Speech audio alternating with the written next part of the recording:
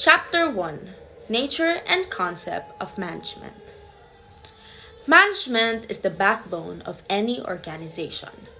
It involves a set of activities: planning, organizing, leading, and controlling, all aimed at achieving organizational goals efficiently and effectively by leveraging resources like people, finances, and information.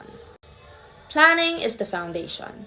It defines the organization's goals, develops strategies, and allocates resources.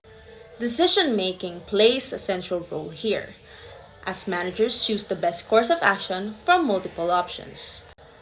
Organizing ensures the smooth implementation of plans.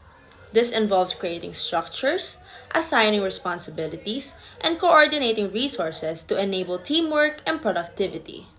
Staffing is about recruiting and developing talent. Managers ensure that right people are in the right roles, with proper training to help them thrive. Directing focuses on guiding and motivating employees. It involves leadership, clear communication, and fostering a collaborative environment to keep teams aligned with organizational objectives. Controlling ensures everything stays on track. By setting standards, evaluating performance, and making adjustments, managers maintain the desired outcomes. Over time, management theories have evolved. Classical theories, like Frederick Taylor's scientific approach, emphasize efficiency and systematic work.